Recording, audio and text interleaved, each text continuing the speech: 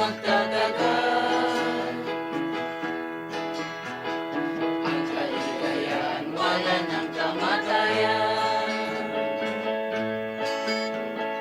Dahil ang araw ay malapit na tayo'y magkakasama. Ang pagpupuri at inawitin, ang papasalamat sa Kanya. At si Master ang buhay natin doon sa bagong lupa. Nakasulat kaligayahang tunay sa mga tirahang malaginto na hinanda na ni Master doon sa lupa na bago. Ang kaligayahan ay di na magtatagal. Ang kaligayahan wala ng kamatayan. Dahil ang araw ay malapit na tayo'y magkakasama. Ang panahon ng ating laman na tayong lahat gagantimpalaan sa ating mga ginawa doon sa kaharian. Musta mga kapatid at mga kaibigan, ito po ang inyong lingkod kapatid na Hermogenes Macarayo.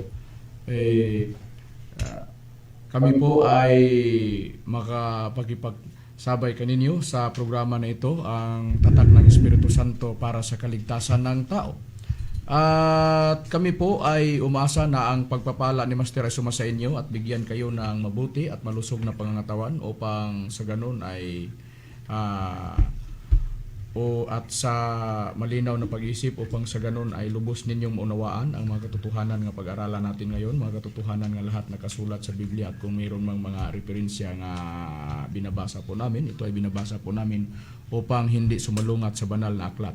At ito pong aming programa ay patuloy na mapakinggan dito sa himpilan ng Kabusis Power Radio sa oras kita sa alas 5 hanggang alas 6 ng gabi tuwing Sabado, at sa Kidapawan sa Teleradyo sa Ronda FM. Mapakinggan po ang programa po namin sa oras sa alas 5 hanggang alas 6 ng gabi tuwing Linggo.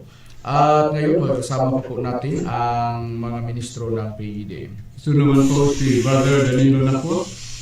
At ito naman po ay kapatid niya si Arturo Saltarin. At ito naman po ang iyong kapatid, Abilino Nabalitan Jr. kasama sa yung pag-aral ng ating Diyos na Espiritu Santo.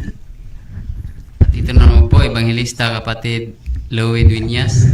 At ito naman ang iyong kapatid na Rumi Rama Camus. At ibigay ko pa kayo sa isa pa ka-ministro.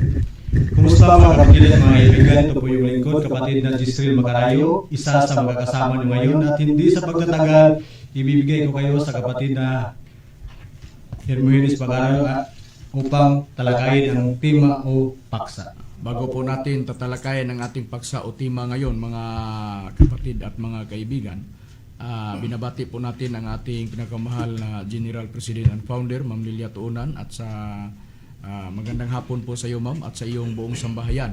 At binabati po natin ang ating General Secretary, Ma'am Lisa Sobak, sa organisasyon sa ICAGSI. At binabati po natin ang ating Legal Counsel ng PEDM, Attorney Pampilo Agbong. Magandang hapon po sa iyo, Attorney. At ngayon, bago po natin at tatalakayin ang paksa po natin, kapatid na Dani, susuriin po natin o pag-usapan po natin kung ano ang status ng PEDM, kung ang pag-usapan po natin ay tungkol sa legal na paraan, kapatid na Dani. Ang status ngayon ng ating samahan, ang Philippine Association Divine Master Holy Spirit Incorporated ay patuloy na ang status niya ay ongoing sa registration ng SEC. Ito ay na-register noong December 29, 2023 at na-register sa SEC sa March 6, 2024. At ang mga liwinin ng samahan ito ay itong mga sunod. Upang pagpalaganap sa pananampalataya sa Ebanghelyo ng Espiritu Santo at sa espiritual na pag-aaral sa katupatan, kasinsiridad, karangalan at pagkamawain. At ito rin ang mayroon ding itong mahalagang sa mga tao. Mayroon itong relasyon na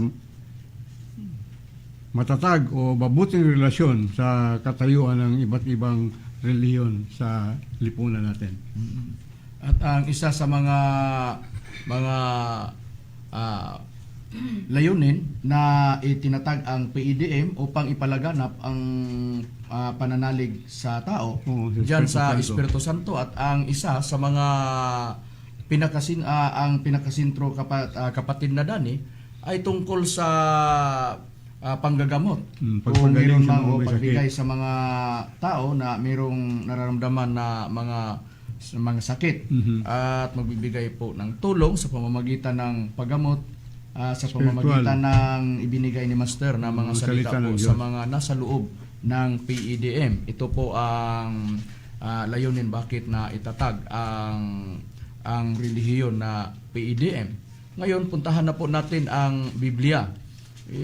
Ang paksa o tema po natin ngayon, gaano kamahalaga ang paglilingkod sa Espiritu Santo at ano ang makukuha ng mga tao kung sila ay maglingkod ng Espiritu Santo, at ano po ang isa sa mga gawain sa Espiritu Santo. Pero puntahan po natin ang Biblia, kapatid na Abilino. Meron ba po tayong mababasa sa Biblia na merong mga tao na naglilingkod sa Espiritu Santo, at bagong paglilingkod ang mabasa po natin sa mga nakasulat sa Biblia? Meron ba po tayong mababasa sa Biblia, kapatid na Abilino? Opo, kapatid na Makarayo, meron tayong mababasa. Dito po mababasa natin ang salita ng Diyos. Dito po sa City 6 ng Roma, ito po ang ating mapapakinggan. Pero sa ngayon ay malaya na tayo sa kautusan dahil namatay na tayo sa kautusan. Ito ang dating umalipin sa atin. Ang ating paglilingkod ngayon sa Diyos ay hindi na ayon sa ating buhay na dulot na kautusan, kundi ang bagong buhay na dulot ng Espiritu Santo. Maliwanag po sa binabasa sa kapatid na Ministro Abilino ang Roma City 6 na sulat ni Apostol nga si Pablo, na mayroong bagong paglilingkod diyan sa Espiritu Santo. At ito ang dapat gagawin ng tao, na ang tao ay makapaglingkod sa Espiritu Santo. At kung ang tao ay naglilingkod sa Espiritu Santo, ano ang isa sa mga gawain? Ang mga lingkod sa Espiritu Santo. Kapatid na Art, ano ang isa sa mga gawain sa mga naglilingkod sa Espiritu Santo bilang sila ay mga lingkod sa banal na Espiritu? Ano ang isa sa mga iutos sa kanila sa Espiritu Santo na dapat gagawin sa mga lingkod ng Espiritu Santo? Ang isa sa mga utos, atin lang babasahin ang banal na aklat na tinatawag na King James Version. Dito sa Pedro, sa unang Pedro, sa kanyang kapitulo 1, versikulo 12, ito ang nakapahayag. Sa kanila, na ipinahayag sa kanila na hindi saganang kanilang sarili, kundi saganang inyo. Pinangasiwaan nila ang mga bagay na ito na ngayoy ibinalita sa inyo sa pamagitan ng mga nagsipangaral sa inyo ng Ebanghelyo sa pamagitan ng Espiritu Santo na sinugo mula sa langit, na ang mga bagay na ito'y ninanasang mamasdan ng mga anghel. Yan ang nakasulat sa banal na aklat. Maliwanag po sa binasa na talata sa Biblia. Merong mga ngaral ng Ebanghelyo sa Espiritu Santo mula sa langit sa nabasa po natin na nakasulat sa Biblia. At sino po ang katuparan sa mga tao na ang ipinangangaral ay ang Ebanghelyo ng Espiritu Santo ay natupad sa mga ministro ng PDM dahil sa mga gawain na pangangaral sa mga PEDM, ang mga ministro dito sa PEDM, ang ipinangangaral po namin ay ang Ebanghelyo ng Espiritu Santo. Ito ang nakasaad sa bylaws na ang isa sa mga layunin, bakit naitatag ang PEDM upang ipalaganap ang pananalig ng tao diyan sa Espiritu Santo at ang mga tungkulin sa mga lingkod sa Espiritu Santo ay ipangangaral ang Ebanghelyo ng Espiritu Santo upang malalaman ng mga tao, lalo na sa panahon po natin ngayon, kailangan na ang tao ay maglingkod diyan sa Espiritu Santo. At ang PEDM ay mag-2 taon na, kapatid na Dani, mula itatag ngayong December 29, pang ikalawang taon ng anniversary. Oo. So, ito ang mga isa sa gawain sa mga lingkod ng Espiritu Santo at dapat ito na pagsikapan sa mga lingkod ng Espiritu Santo dahil kung anuman ang mangyari sa buong daigdig o anuman ang hahantungan nito, ang mga lingkod ng Panginoong Diyos o lalo na sa Espiritu Santo, diyan sisingilin ang mga buhay ng tao na hindi nakakaalam sa katotohanan. Dito po, babasahin ko ang nakasulat sa Ezekiel 3:18 hanggang 19. Ganito po ang nakasaad nga nakasulat sa Biblia. Ito po ang isa na kailangan tutuparin sa mga tagapaglingkod ng Panginoong Diyos o lalo na sa Espiritu Santo ang mga gawain lalo na sa pangangaral. Dito po, pagka aking sinabi sa masama, ikaw ay walang pagsalang mamamatay at hindi mo pinagpaunahan siya o nagsasalita ka man upang hikayatin ang masama mula sa kaniyang masamang lakad upang iligtas ang kaniyang buhay at gayong masamang tao ay mamamatay sa kaniyang kasamaan. Ngunit ang kaniyang dugo ay aking sisiyasatin sa iyong kamay. Gayon may kung iyong papag-unahan ang masama at siya'y hindi humiwalay sa kaniyang kasamaan o sa kaniyang masamang lakad man, siya'y mamamatay sa kaniyang kasamaan. Ngunit iyong iniligtas ang iyong kaluluwa.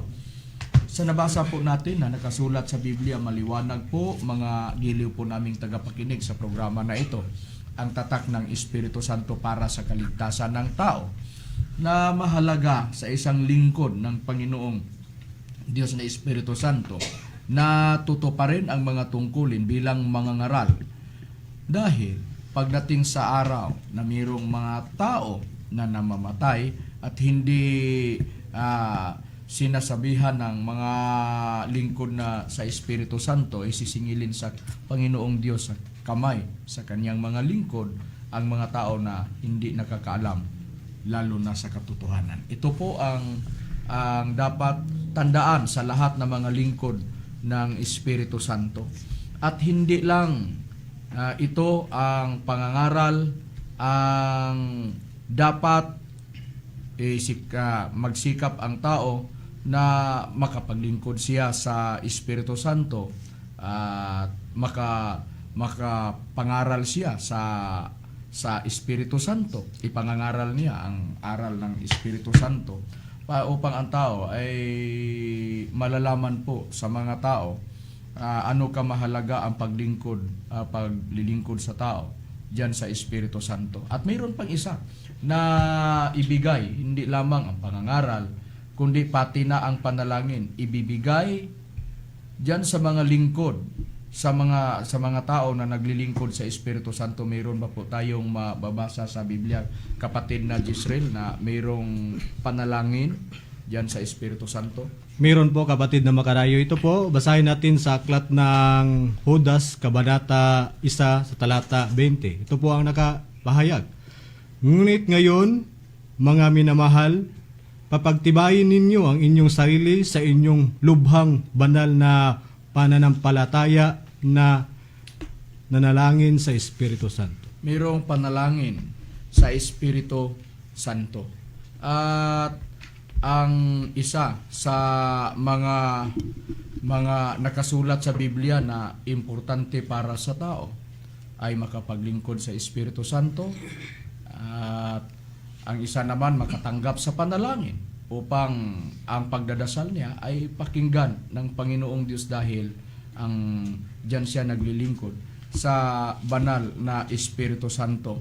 Pero kung mayroon mang magtanong, bakit sinabi ninyo na pakinggan ng Panginoong Diyos ang panalangin o ang pagdadasal sa mga naglilingkod sa Espiritu Santo? Paano naman ang hindi nakapaglingkod sa Espiritu Santo? Ipaliwanag po namin, mga kapatid o mga giliw po naming tagapakinig sa programa na ito, ang tatak ng Espiritu Santo para sa kaligtasan ng tao. Dito po papatunayan po natin sa nakasulat sa Biblia. Mamaya ay darating po tayo sa punto na yon, kung ano ang katunayan na importante na ang tao ay makatanggap ng panalangin sa Espiritu Santo upang magdasal siya. Ang gagamitin niya ay ang panalangin diyan sa Espiritu Santo. Susuriin lang po natin kung ano ang isa pa sa mga gawain sa Espiritu Santo. Sa banal na aklat, kapatid na Louie, ang isa sa mga gagawin sa Espiritu Santo ay ang pagtuturo sa mga tao, lalo na sa mga bagay. At ang nagsabi diyan, walang iba kundi ang ating Panginoong Hesukristo, at ipinakilala ng ating Panginoong Hesukristo na ang Espiritu Santo ay kapalit niya pag alis niya dito sa sanlibutan. Meron ba po tayong mababasa sa Biblia, kapatid na Louie? Meron po, kapatid na makarayo. At ito po ay mababasa natin sa ang salita ng Diyos. At dito po natin mababasa sa 25 hanggang 26 ng Juan 14. At ito po ang nakapahayag. Sinabi ko ang mga bagay na ito habang kasama niyo pa ako. Pero kapag nakaalis na ako, ang tagatulong na walang iba kundi ang banal na Espiritu ang ipapadala ng Ama bilang kapalit ko. Siya ang magtuturo sa inyo ng lahat ng mga bagay at magpapaalala sa inyo ng lahat ng mga sinabi ko sa inyo. At ito po ang nababasa natin, kapatid na makarayo. Maliwanag po, mga giliw pong tagapakinig sa programa po namin, ang tatak ng Espiritu Santo para sa kaligtasan ng tao, na ito po ang katunayan sa sinabi ko kanina, na ang nagsabi na ang Espiritu Santo ay kapalit sa ating Panginoon Jesucristo pag ang ating Panginoon Jesucristo ay aalis na dito sa sanlibutan. Sinabi na sa ating Panginoong Jesucristo na ang Espiritu Santo pagdating dito sa sanlibutan, ang gagawin niya ay magtuturo siya sa mga tao, sa mga bagay. Tuturuan niya ang mga tao sa nabasa po natin na nakasulat sa Biblia. At ang katunayan na ang Espiritu Santo po ay siya ang ipinadala ng Ama, kahit na ang anak merong binanggit ang ating Panginoong Hesukristo na isa siya na nagpadala sa Espiritu Santo dito sa sanlibutan. Dito po mabasa po natin sa Juan 15:16, datapuat pagparito ng mang-aaliw, ang tinutukoy po ang Espiritu Santo, na aking susuguin sa inyo mula sa Ama sa makatuwid bagay, ang Espiritu ng katotohanan. Ang Espiritu Santo po ang tinutukoy ng ating Panginoon Jesucristo na nagbubuhat sa Ama ay siyang magpatutuo sa akin. Ito po ang katunayan na may kaugnayan ng ating Panginoong Jesucristo sa Espiritu Santo na ipadala ng Ama dito sa sanlibutan upang ang mga tao ay tuturuan ng Espiritu Santo sa mga bagay. Kung sino ang mga tao na mapalad na tuturuan ng Espiritu Santo, binasa na natin kanina, mayroong mga tao na naglilingkod sa bagong paglingkod diyan sa Espiritu santo at ang pagkakilanlan sa mga tao na naglilingkod sa Espiritu Santo ay mangangaral sila sa Ebanghelyo ng Espiritu Santo sa unang Pedro 1:12 sa binasa sa kapatid na ministro Art Saltaren na binasa niya sa Biblia. At ang Espiritu Santo naman, sabi ng ating Panginoon Jesucristo, magtuturo sa mga bagay. At ang isa sa mahalaga na sinabi sa ating Panginoong Jesucristo, nung ang ating Panginoong Jesucristo dito pa sa sanlibutan, kasama ang mga lingkod niya, lalo na sa mga apostol ng ating Panginoong Jesucristo, merong binanggit ang ating Panginoong Jesucristo nga dapat ito susuriin sa tao kung saan ito matagpuan. Yung sinabi ng ating Panginoong Jesucristo na mayroong mga salita na lalabas sa bibig ng Panginoong Diyos. Meron ba po tayong mababasa sa Biblia, kapatid na Rumi?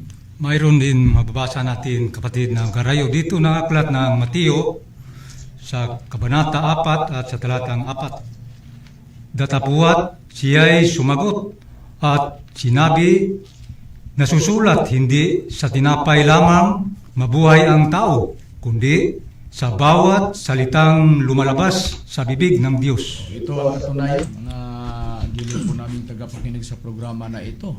Merong mga salita na lalabas sa bibig ng Diyos na nabasa po natin sa Biblia. At ang isa na sinabi sa ating Panginoon Jesucristo na mahalaga po ang mga salita na lalabas sa bibig ng Panginoong Diyos.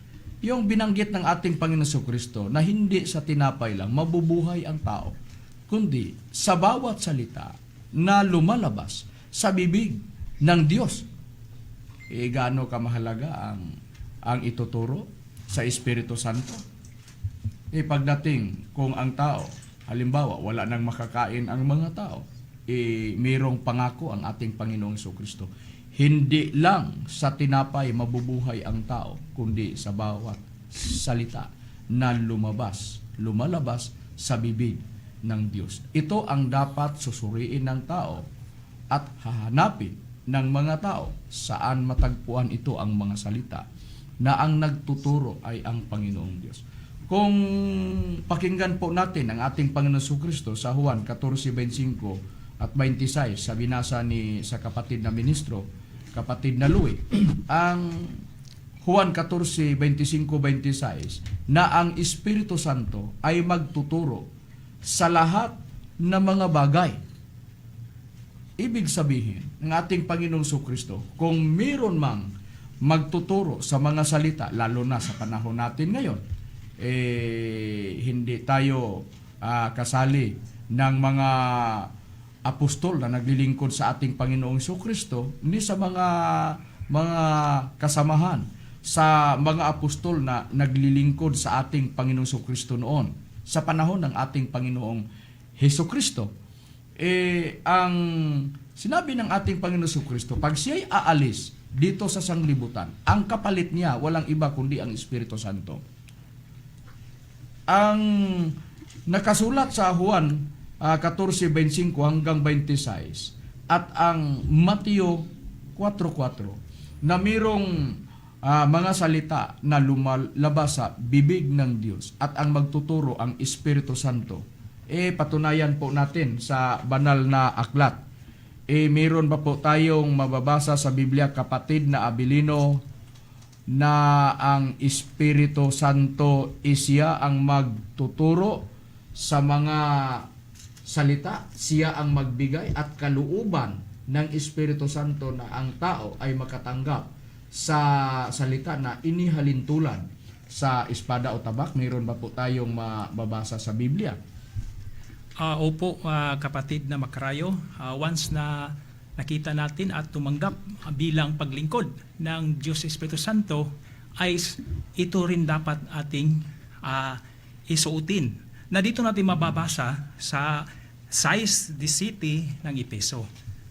Ganito po ang nakapahayag, isuot niyo bilang helmet ang tinanggap ninyong kaligtasan at gamitin niyo bilang espada ang salita ng Diyos na kaloob ng banal na Espiritu Santo. Merong salita na kaloob ng banal na Espiritu o Espiritu Santo. Siya, ibig sabihin, siya ang magtuturo sa mga salita na inihalintulad sa tabak o espada. Sa nabasa po natin na nakasulat sa banal na aklat. Ngayon, ang mga salita na ituturo ng banal na Espiritu Santo ay makapangyarihan sa Hebro 4:12 na ang salita ng Panginoong Diyos ay makapangyarihan. Ibig sabihin, sa salita na ibibigay sa Espiritu Santo sa kaniyang mga lingkod, ituturo niya sa mga lingkod niya ang mga salita na inihalintulad sa tabak o espada. Sa kapangyarihan nito o ililigtas ang tao pagdating sa ang tao ay mangangailangan sa kaligtasan. Meron ba po tayong mababasa sa Biblia, kapatid na Art? Oo, mayroon po kapatid na ministro, makarayo. Babasahin ko lang ang nakasulat dito sa Job, sa kanyang chapter 5, verse 20. Ito ang nakapahayag. Sa kagutom at ay tutubusin kaniya sa kamatayan, at sa pagdidigma ay sa kapangyarihan ng tabak. Yan ang nakasulat. Ito po ang katunayan sa kagutom, tutubusin ng Panginoong Diyos ang tao. Pangalawa, sa kamatayan. Pangatlo, sa digmaan, tutubusin sa Panginoong Diyos ang mga tao sa pamamagitan sa kapangyarihan sa mga salita ng Panginoong Diyos na inihalintulad ng tabak o espada pagdating na sa panahon na ang tao ay mararanasan na ang kagutom at ang kamatayan at ang digmaan sa kapangyarihan sa salita na inihalintulad sa tabak ay ililigtas ang tao pagdating sa araw na ang tao ay mangangailangan ng kaligtasan. Ito po kamahalaga ang mga salita na ibibigay sa Espiritu Santo sa kaniyang mga lingkod. Ito ang dapat sisikapan o ang tao ay magsikap upang matagpuan niya ang mga salita na ibibigay sa Espiritu Santo. Pero ang problema, ang malaking problema, saan po matatagpuan?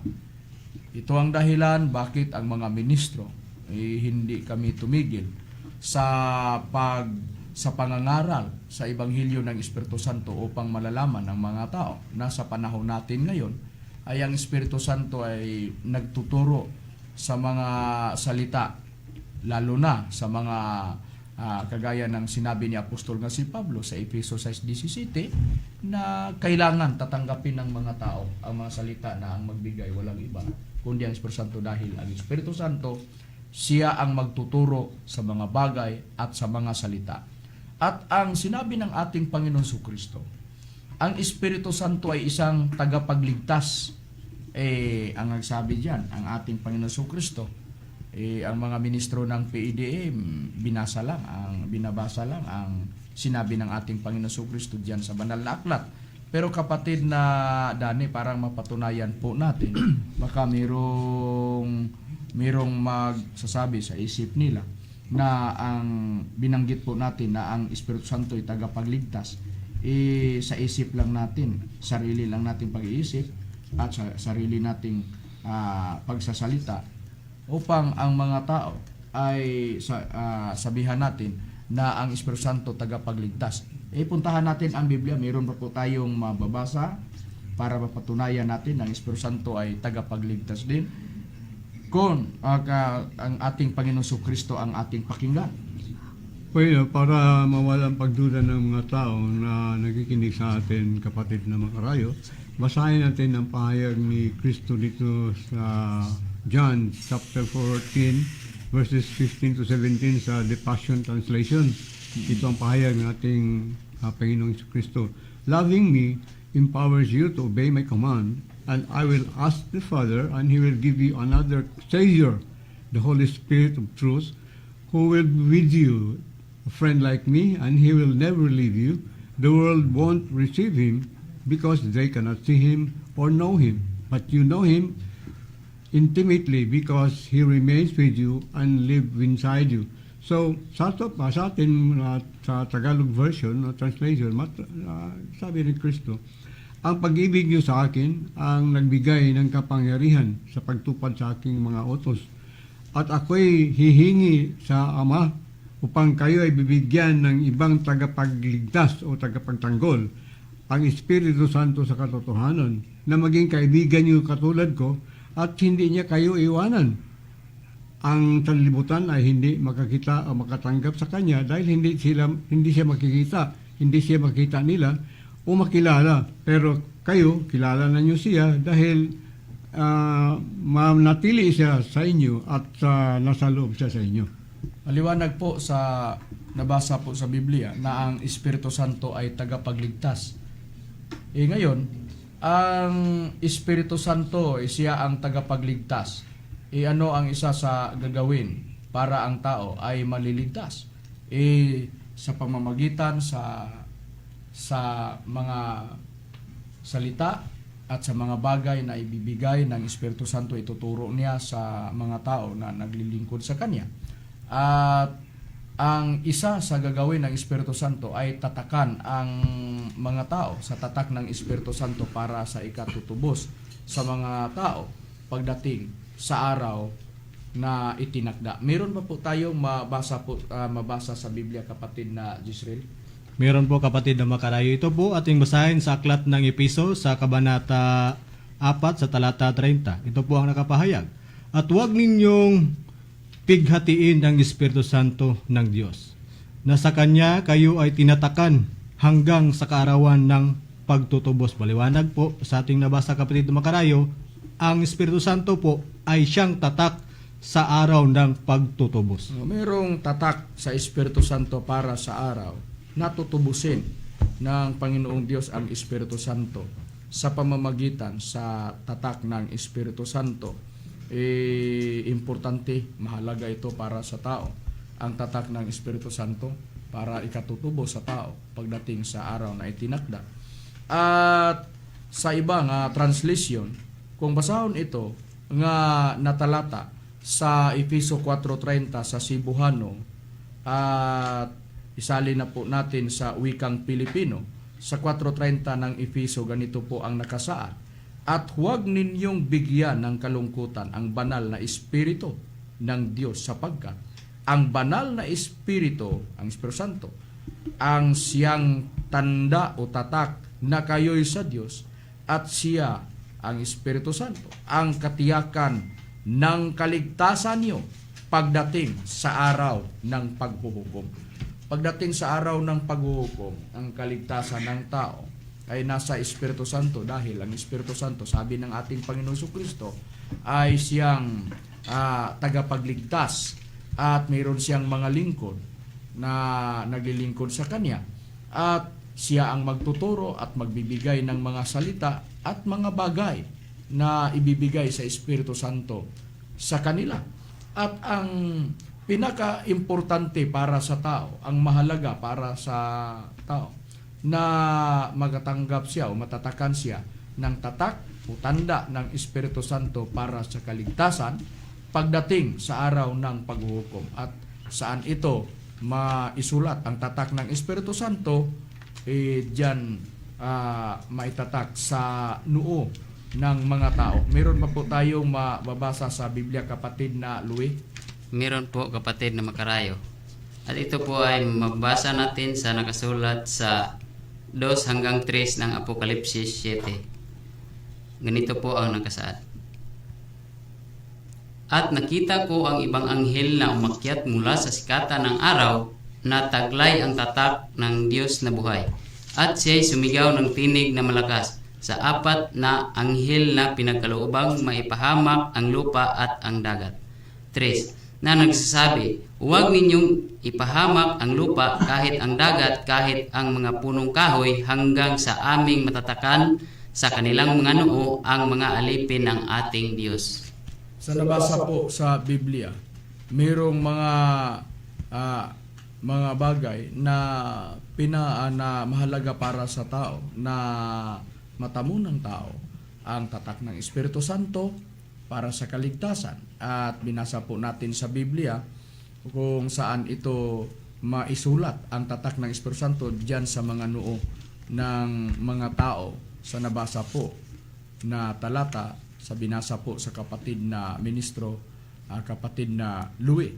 At sino ang mapahamak pagdating sa araw na ang tao ay mangangailangan o nangangailangan sa kaligtasan, at sino po ang mapahamak at sino lang ang hindi mapahamak pagdating sa araw, lalo na sa pagdating sa araw ng paghuhukom?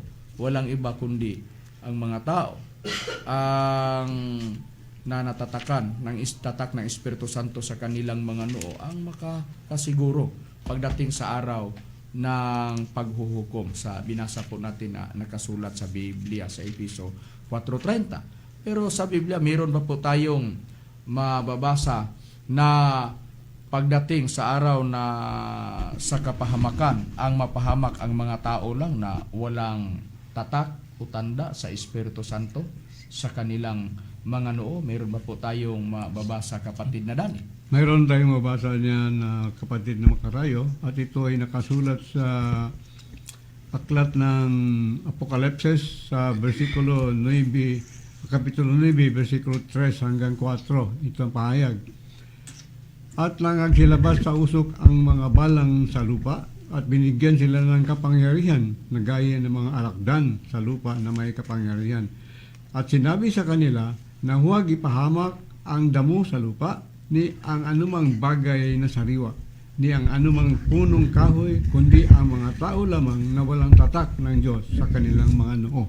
So ito ang pahayag na kailangan mayroong tatak sa noo sa Espiritu Santo, dahil ito lang ang tatak na makapagligtas sa iyo.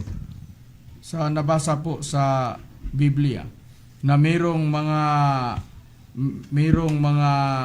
nagsisilabas sa usok ang mga balang sa lupa, at binigyan sila ng kapangyarihan ang mga balang, at ang mga alakdan sa lupa na may kapangyarihan, sinabi sa kanila na huwag ipahamak ang mga damo sa lupa o anumang mga bagay na sariwa o anong mga punong kahoy, kundi ang mga tao lang ang ipahamak. Sa mga halamang na sa nabasa natin sa Biblia, na huwag ipahamak ang mga damo sa lupa, mga sariwang bagay o anumang mga punong kahoy, kundi ang mga tao lang na walang tatak sa noo, walang tatak sa Diyos diha sa kanilang mga noo, sa nabasa po natin na nakasulat sa Biblia. At ang tatak, nabasa na po natin sa nakasulat sa Biblia, tatak ng Espiritu Santo para sa kaligtasan pagdating sa araw ng paghuhukom. Yung binanggit na nabasa po sa Biblia, yung nasa sa 3 na talata, sa nabasa po natin sa Biblia na mayroong mga balang sa lupa, literal bang balang ang tinutukoy sa 3 hanggang 4, na sila ang magbigay na mapahamak ang mga tao na walang tatak sa Espiritu Santo sa kanilang mga noo. Literal ba ito na mga balang? Ang sagot po ay hindi ito literal na balang. Ano ang katunayan po diyan, kapatid na Art o kapatid na Abilino? Kapatid na Makarayo, meron po tayong mababasa sa kasunod po ng binabasa ng ating kapatid na ministro, Daniel babasahin mo ang babasahin King natin James ang King Version. James Version. Mm-hmm. At dito po nakapahayag sa Apokalipsis 9:7 hanggang 9. Ganito po ang ating mababasa. At ang anyo ng mga balang ay katulad ng mga kabayong nakahanda sa pagbabaka. At kanilang mga ulo ay gaya ng mga putong ng katulad ng ginto. At ang kanilang mga mukha ay gaya ng mga mukha ng mga tao. Sa 8, at sila'y may buhok na gaya ng buhok ng mga babae. At ang kanilang mga ngipin ay gaya ng mga leon. Sa 9, at sila'y may mga bulate o bulote na gaya ng baluting bakal, at ang ugong ng kanilang mga pakpak ay gaya ng ugong ng mga karo. at ang maraming kabayo na dumadulunghong sa pagbabaka. Sa nabasa po sa nakasulat sa Biblia, hindi ito literal na balang dahil ang mga balang ay katulad ng mga kabayong nahahanda sa pagbabaka o sa pagdidigma sa nabasa po natin na nakasulat sa Biblia, at hindi po ito literal po nga kabayo dahil ang mukha nila parang mukha ng tao sa nabasa po natin sa nakasulat sa Biblia, at meron pong pakpak ang mga balang o yung katulad ng mga kabayo na inihanda sa digmaan, at ang mukha nila kagaya ng mukha ng mga tao. Hindi ito literal na balang at hindi po ito literal na kabayo at hindi po ito literal na tao, at kasi ang balang inihalin tulad ito o kamukha sa kabayo na inihanda, kagaya ng kabayo na inihanda sa digmaan, at ang mukha nila kagaya ng mukha ng tao, at mayroon silang mga pakpak at sa nabasa po natin sa nakasulat sa Biblia. At sino po ang sakay sa mga kabayo na ito na mukha ng tao at mayroong mga pakpak, kapatid na Art? Kung babasahin po natin ang nakasulat sa Biblia, ano ang makikita sa mga kabayo na ito? Ang makikita natin sa mga kabayo na ito, ating makita dito sa Apokalipsis, o sa nakasulat dito sa Kabanata 9 sa talatang 15 hanggang 17. Ito ang ating mababasa. Ang nakapayag dito, ito. At kinalagan ang 4 na anghel na nangahanda sa oras at araw at buwan at taon upang patayin ang 3 bahagi ng mga tao. At ang bilang ng mga hukbong nangangabayo ay makalawang 10,000 tig 10,000, at aking narinig ang bilang nila. At nakita ko sa pangitain ang mga kabayo at ang mga nakasakay dito na may mga baluting gaya ng apoy at hasinto at ng asupre, at ang mga ulo ng mga kabayo ay gaya ng mga ulo ng mga leon, at sa kanilang mga bibig ay lumabas ang apoy at usok at asupre. Sa nabasa po natin sa nakasulat sa Biblia, yung mga kabayo na kagaya ng mukha ng tao at mayroong mga pakpak ang mga kabayo na ito. Ang sakay nito ay ang mga hukbong nangangabayo ay makalawang 10,000 tig 10,000. Aking narinig ang mga bilang nila, yung mga kawal na sumakay sa kabayo na ito sa nabasa po natin sa nakasulat sa Biblia. At mula sa mga kabayo na ito ay lumalabas sa kanilang mga bibig ang apoy at usok at asupre sa nabasa po natin sa nakasulat sa Biblia. Ito po ang hula na nakasulat po sa Biblia na mahalaga para sa tao, na sa hindi pa ito makikita o mararanasan ng tao itong paglabas ng mga sinabi sa Biblia na kagaya ng mga balang o hindi literal na balang, kundi mga kabayo na ang sakay sa kanila ay ang mga kawal o mga hukbong sa hukbong ng mga kawal sa nabasa po natin sa nakasulat sa Biblia. At ito po ang binanggit hula dito sa Bagong Tipan. Kahit nasa Lumang Tipan, binanggit na ito na mayroong mga sinabi na mga kabayo na inihalintulad ng agila ang galawan po nila, lalo na sa paglilipad, kapatid na Dani. Pero babasahin po natin ang katunayan diyan sa banal na aklat? Meron ba po tayong mabasa sa Biblia, kapatid na Jisrael? Meron po kapatid na makarayo. Ito po basahin natin sa aklat ng Jeremias sa kabanata 4 sa talata 13. Kama po natin sa 19 hanggang 20. Ito po ang nakapahayag. Narito siya ay sasagupang parang sa mga ulap at ang kanyang mga karo ay magiging parang ipo-ipo. Ang kanyang mga kabayo ay matulin kaysa mga agila sa aba natin sapagkat tayo'y nangapahamak. Sa 19, ito pong nakapahayag. Ang hirap ko. Ako'y nagdaramdam sa aking puso, ang dibdib ko ay kakaba-kaba. Hindi ako matahimik sapagkat iyong narinig, o kaluluwa ko, ang tunog ng pakakak, ang hudyat ng pakikidigma. Sa nabasa po sa nakasulat sa Biblia, maliwanag na isang malakas na hangin mula sa mga ito ay darating sa akin. Ngayon nagsasalita naman ako ng kahatulan laban sa kanila. Mayroong salita na kahatulan laban sa mga tao.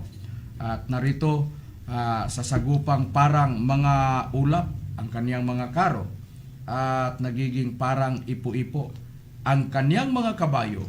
Ito na ang binanggit po namin na binasa po natin kanina doon sa Apokalipsis, ay lalong matulin kaysa mga agila sa aba natin sapagkat tayo'y nangapahamak. Ito na ang mapahamak paglabas sa mga kabayo na ang mga sumasakay ay ang mga hukbong ng mga kawal. Sa nabasa po natin sa Biblia, mapahamak ang mga tao, lalo na sa mga tao na walang tatak sa Diyos, sa kanilang noo, na walang ibang tatak ay ang Espiritu Santo. Tatak ng Espiritu Santo para sa kaligtasan ng tao. Diyan sa binasa po natin kanina sa Efeso 4:30. At ang nabasa po sa Biblia na paglabas nito ay binanggit ang digmaan sa nabasa po natin sa Biblia. At sa 20, nabasa po natin sa nakasulat sa Biblia, pinaka-importante na kagibaan ang inihiyaw sapagkat ang buong lupain ay nasira. Biglang nangasira ang aking mga tulda at aking mga tabing sa isang sandali.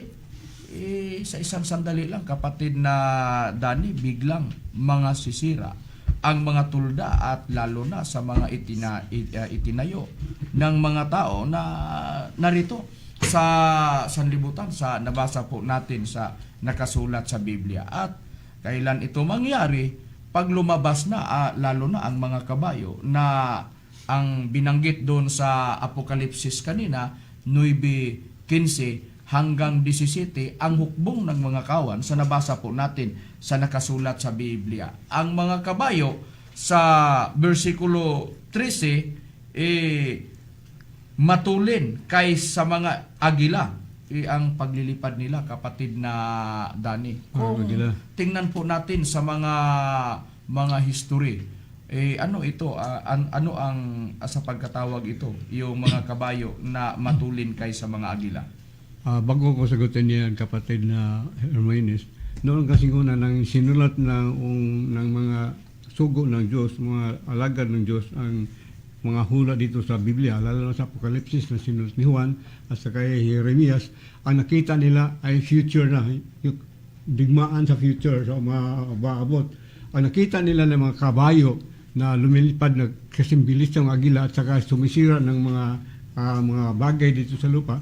Kasi nung makita nila, wala silang technological na mga words na para ma-describe nila. Kaya sa noong panahon, ang nakita nila yung kabayo lang at sa yung makaro na pandirigma.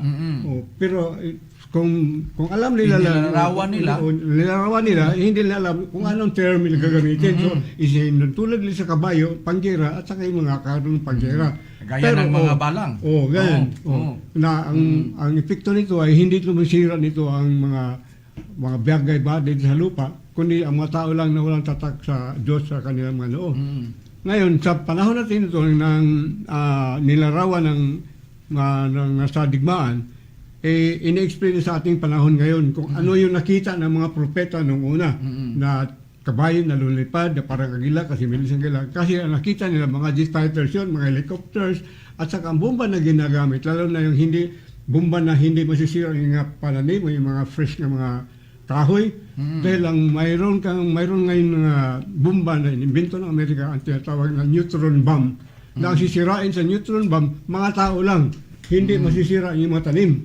Yan ang feature ngayon na practical na ginagawa ng Amerika para ang yung mga bagay dito sa lupa hindi masisira, mga tao lang. Sa sinatawag niya ng aerial cavalry, yung mga kabayong lumilipad sa kanginan.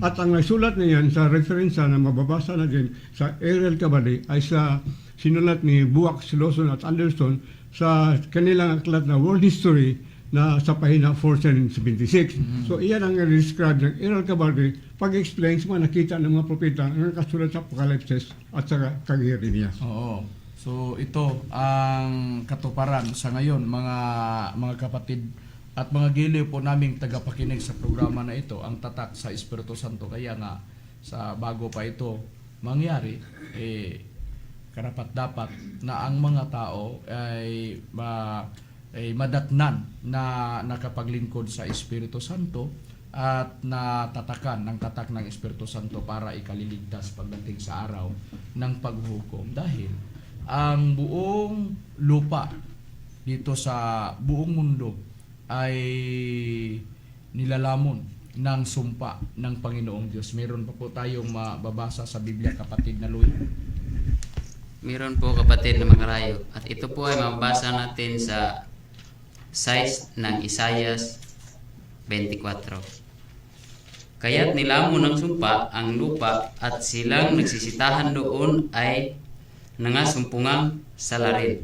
Kaya't ang mga nananahan sa lupa ay nangasunog at nangagilan ang tao. Sa nabasa po sa Biblia, maliwanag po na ang lupa ay nilamon ng sumpa at ang nagsisitahan dito sa lupa nangasumpungang salarin. Kaya nga ang nananahan sa lupa ay nangasunog at nangagilan ang mga tao. Alin ang sumpa na tinutukoy na makasusunog ng mga tao at sa mga bagay dito sa lupa? Dahil ang lupa ay nilalamon ng sumpa. Walang iba ang sumpa na tinutukoy. Ito ang ikatlong sumpa na darating na hinaharap po natin ngayon sa panahon po natin. Dito po mabasa po sa Apokalipsis 11:14. Ganito po ang nakasaad. Nakaraan na ang ikalawang sumpa. Narito, nagmadaling dumarating ang ikatlong sumpa. Maliwanag po sa binasa po nating talata na nakasulat sa Biblia na ang sumpa na ay siya ang makasusunog ng mga nandito sa lupa o sa mundo, sa nabasa po natin, sa nakasulat sa Biblia, walang iba. Ito ang ikatlong sumpa na darating sa nabasa po natin, sa nakasulat sa Biblia. Ito ang sumpa na hinaharap po natin na ito nga sumpa. Ang sumpa na to ay makakasunog sa mga tao, lalo na sa mga salarin, sa nabasa po natin, sa nakasulat sa banal na aklat. Ano ang tinutukoy na sumpa na ito ay sumusunog sa mga tao na mga salarin o sa lahat ng mga bagay dito sa mundo? Ano itong sumpa kung babasahin po natin ang nakasulat sa Biblia, kapatid na Dani? Ang sumpa na yan ay nakasulat dito sa aklat ng Apocalypse, sa Kapitulo 11 at saka versikulo 14. Ito ang pahayag na mabasa natin sa Biblia, kapatid na makarayo. Sa version ng bagong salin sa Pilipino, new version sa Pilipino sa Biblia, ito ang pahayag na nakasulat.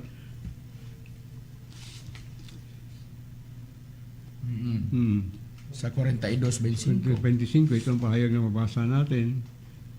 Kaya binuhos niya sa kanila ang nag-apoy niyang galit, ang karahasan sa digmaan, nabalot sila ng sa lagablab nito gayon may hindi pa rin sila nakaunawa.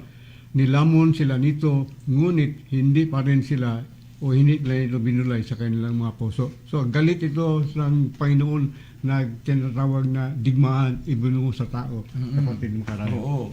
Dahil ang makasusunog sa mga tao, na mga salarin at sa mga bagay dito sa mundo, ang sumpa at sa nabasa po natin sa Biblia, ang makasusunog, ito ang digmaan sa nabasa po natin na nakasulat sa Biblia.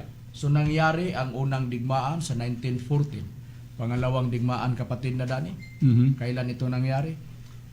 Ang kalawang digmaan na nangyari ito noong 1939 hanggang 1945. Oo. Natapos na ito ng bombahan ng atomika ang Japan mula Oo. kay Amerika. So doon nakikita ang mga bomba, kapatid na Dani, lalo na sa dalawang bomba Oo. na ginamit Bumagsak sa Amerika. Binagsak nila sa Hiroshima at saka Nagasaki. Mm-mm. Mga atomic bomb lang yun ha. Oo. Kung sa Oo. ating panahon ngayon, ano lang yun, mga tutoy lang yun ng mga bomba. Oo, hindi kagaya ngayon na Mas mga nuclear mahigit bomb na, na. Mm. mas malakas na. Kapatid na Dani, lalo na sa inihanda na kinatatakutan sa buong mundo. Kapatid na Dani, Ang mga intercontinental and ballistic missile bombs. Oo, mayroong mga long range. Long range yan. Oo. At saka ang isang IBCM lang, pwede matutunaw ang isang bansa. Oo, at makikita kung i-search sa YouTube ang mga bilang ng mga intercontinental ballistic missile, mayroong mga long range at short range. range. So makikita ang mga intercontinental ballistic missile na mga bilang sa mga bansa na naghanda o nag-stock sila para magamit nila pagdating sa digmaan, sa larangan ng pangdigma. So mangyari ito o magamit ito lalo na sa pangatlong digmaang pangdaigdig, na ito ang nakasulat sa Biblia, sa mga hula na nakasulat sa Biblia, at dapat ito paghandaan ng mga tao at sisikapin ng mga tao na nakapaglingkod na sa Espiritu Santo bago pa mangyari ang ikatlong digmaan. Nakapaglingkod na ang mga tao sa Espiritu Santo, nakatanggap na lalo sa mga salita at sa mga bagay na ibibigay sa Espiritu Santo, na ituturo sa Espiritu Santo sa kaniyang mga lingkod. Dahil pagdating sa araw na yon, sa ikatlong digmaan, wala nang ang sanglibutan hindi na mapakinabangan ito. Meron ba po tayong mababasa sa Biblia, kapatid na Rumi? Mayroon din tayo mababasa, kapatid ng Karayo. Dito nakaklat ng salita ng Diyos sa Isayas, Kabanata 24 at sa talatang 1 at ikama natin sa 3. Makinig kayo, wasakin ng Panginoon ang mundo, hanggang sa hindi na ito makipanginabangan at pangalatin niya ang mga mamamayan nito. Lubusang wawasakin ang mundo at walang matitira rito. Mangyayari nga ito dahil sinabi ng Panginoon. Hindi na mapakinabangan ang sanglibutan, mawawasak ito. Sabi ng nakasulat sa Biblia, sabi sa Panginoon, at walang matitira nito. Sa nabasa sa nakasulat sa Biblia pagdating sa ikatlong digmaang pangdaigdig. At ito na ang sinabi sa Biblia na katapusan sa mga bagay o katapusan sa sanglibutan. Meron ba po tayong mababasa sa Biblia, kapatid na Abilino? Meron po, kapatid na Makarayo. Dito po natin mababasa sa unang Pedro, sayang 4:7, ito po ang nakapahayag. Ngunit ang wakas ng lahat ng mga bagay ay malapit na. Kayo nga'y mga pakahinahon at mga puyat sa pananalangin. Oo. Maliwanag po na mayroong mabasa sa Biblia na katapusan sa mga bagay.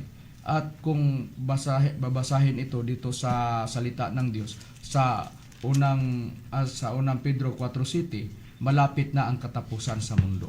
So ito na ang katapusan sa katapusan sa mundo, yung pangatlong digmaan, pangdaigdig na mangyari sa nabasa po natin na nakasulat sa Biblia. At ang mangyari sa buong mundo na kinalalagyan natin ngayon, ito ay masusunog, mawawala lahat ito, masusunog ito, pati na ang lahat ng mga bagay. Ito na ang katapusan sa buong sanglibutan pag mangyari na ang pangatlong digmaang pangdaigdig. Dahil ang sanglibutan ngayon ay itinataan sa araw ng panghukom, itinataan ito sa apoy na at susunugin ito ang buong mundo pagdating sa araw ng paghukom. Ikalawang Pedro 3, 5, 7, 10 hanggang 12. Ito po ang mabasa. At ang nangyari sa dalawang lugar, yung Sodoma at Gomora, na hinatulan ng Panginoong Diyos noon ay kagaya sa mangyari sa buong daigdig. Kung babasahin po natin ang nakasulat sa Biblia sa ikalawang Pedro 2 sa versikulo 6. At ang mga tao na ililigtas sa Espiritu Santo dadalhin sa bagong langit at bagong lupa na nagsisitahan ang mga matuwid. Diyan sa nakasulat sa ikalawang Pedro 3:13. Mga kapatid at mga kaibigan, sana naunawaan po ninyo ang mga katotohanan nga pinag-aaralan natin ngayon. At wala naman kaming oras, sa pangalan sa PEDM, ang Philippine Association Divine Master Holy Spirit Incorporated. Ito po ang inyong lingkod, kapatid na Hermogenes Macarayo. Ito pa naman si Brother Danilo Nakwa. At ako naman po si Arturo Saltarin. At ito naman po inyong lingkod, Abilino Nabalitan Jr. At ito na po, Louie Dueñas. At ito na po yung kapatid, Rumirama Camus. At ito po inyong lingkod, kapatid na Giselle Macarayo. At taos puso kaming nagpapasalamat sa inyong pakikinig at magandang gabi sa inyong lahat.